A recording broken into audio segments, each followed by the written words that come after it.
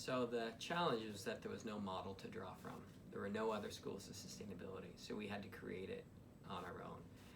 We also had the challenge from the president that this is something that we needed to do quickly. We couldn't deliberate on it for 5 or 10 years. Again, the urgency was very real, and solutions were needed. So we had to go in with all of our best ideas, of course, the greatest amount of energy that we could bring, and figure out how to stand up a degree program in a school, and something that a lot of people had heard of but didn't really fully understand. So the challenge in the early years was getting people to understand that sustainability had meaning, that it could be defined, and that it was a really transformative principle if it was carried out properly. So there were challenges both internally at ASU, but more so externally. So when we first created the school, a lot of people thought that the word sustainability had no meaning, and that when we graduated students with a degree in sustainability, they wouldn't be able to get jobs. I've got some good news to report on that. So those were the primary challenges, is that the fact that it was so new. But the fact that it was so new was also incredibly exciting, because we were not beholden by an old way of doing things. There was no textbook on sustainability that told us you need to cover this, this, this, and this. We had a chance to start with a blank whiteboard and figure out exactly what we wanted to do.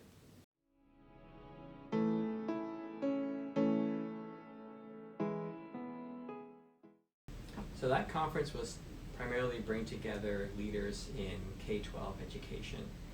And the purpose was to try to coordinate as best we can the efforts, some efforts that are already underway to try to implement sustainability education at the K-12 levels.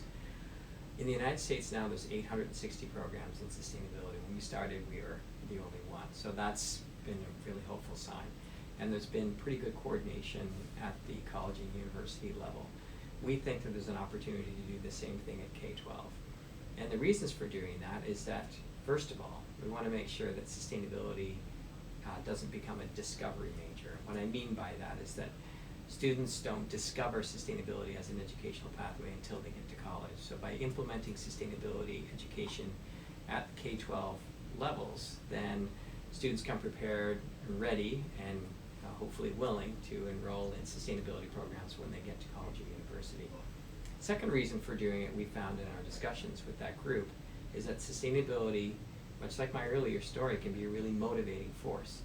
So instead of telling students that you have to learn math because you have to learn math, you have to learn science because you have to learn science, if you use sustainability as the framing, which in the end is how do we take the best of our knowledge to build a better future, then it becomes a way to motivate kids for why they need to learn about math, why they need to learn about science, why they need to learn about art and language arts and so forth.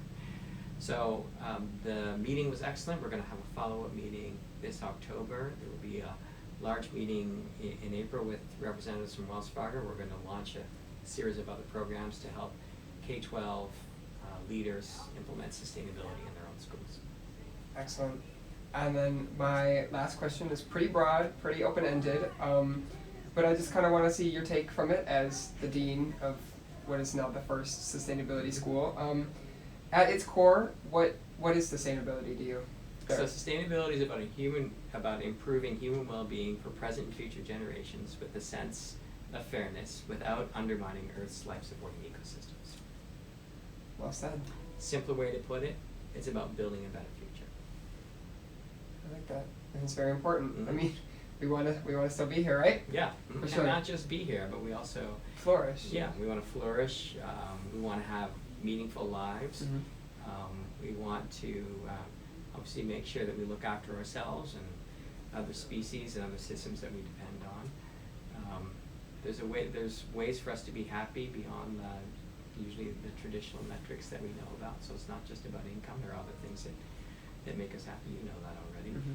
And in many ways, it's just educating people about what are the alternatives that will allow us to achieve that balance, where we can, again, not only just meet our needs, but also find ways to have meaningful lives now and into the future without threatening our species or other species at the same time.